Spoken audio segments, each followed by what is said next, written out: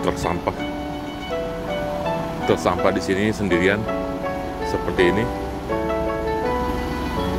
Nggak ada lagi orang di dalam truknya. Kita lihat.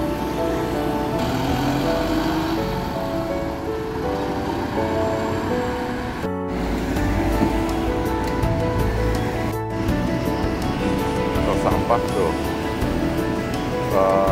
Supirnya sendirian bekerja memunguti sampah, kemudian otomatis dia akan tersimpan di truknya.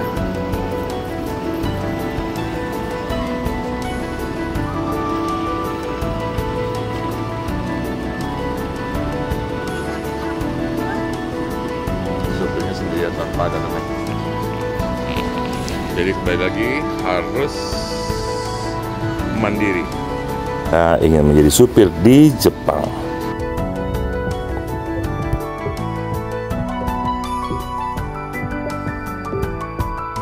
Untuk Anda yang ingin mengambil SIM di Jepang, maka Anda harus mempersiapkan 330.000 yen atau sekitar 33 juta rupiah untuk mendapatkan SIM-nya. Dan Anda harus ikut sekolah mengemudi dengan latihan melewati rintangan berbentuk L seperti ini. Total waktu belajar adalah maksimum selama 9 bulan. Namun sayang sekali SIM Indonesia atau SIM internasional tidak berlaku di Jepang, sehingga kita harus membuat baru dengan nama Gaimain Kirikai.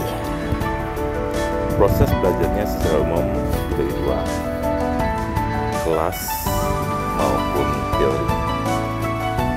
Dan untuk periode pembelajaran pertama tentunya adalah lulus Karimenkyo atau SIM sementara. Selama bulan ini akan ada kelas teori awal dan praktek menyetirnya dalam jalur darat yang tersedia di dalam kelas.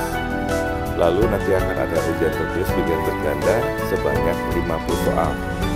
Dan uji praktek menyusuri jalur darat yang sudah dipelajari sebelumnya seperti lihat di dalam gambar tersebut. Setelah lulus Karimenkyo, maka Anda akan memasuki periode pembelajaran kedua, di mana prakteknya tidak akan langsung di jalanan besar dan tentu saja ada teori kelas lanjutan. Periode ini adalah menentukan apakah nantinya bisa ikut ujian tertulis nasional di Menkyo Center atau Sansat di wilayah masing-masing. Nah, setelah itu Anda harus lulus ujian praktek periode kedua ini.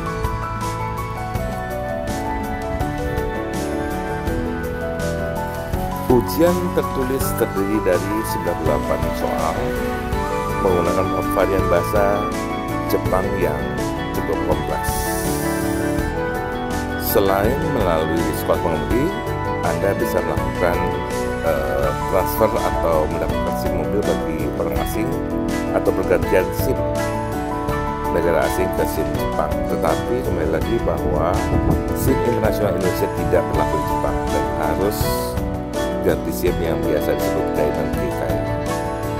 Nah, tentunya pertama Gaimain Kirikai ini Anda wajib memiliki SIM mobil minimum 3 bulan sebelum masuk Jepang. Terus kemudian Anda mempunyai SIM asli, surat keterangan dari kepolisian menyatakan bahwa benar Anda memang pemilik SIM tersebut dalam bahasa Inggris dan Jepang. Ketiga, terjemahan SIM dalam bahasa Jepang. 4, Jumin Hayo atau surat keterangan kependudukan dan menyatakan bahwa Anda tinggal di Jepang. Setelah dokumen lengkap, maka Anda menuju ke Menkyo Center atau Samsat untuk mengajukan jadwal dan pengajuan dokumen dan rencana Anda untuk tes. Nah, setelah tes wawancara, maka Anda selanjutnya akan ikut tes praktek. Setelah itu Anda baru dinyatakan lulus. Dan setelah lulus Anda mendapatkan SIM Jepang.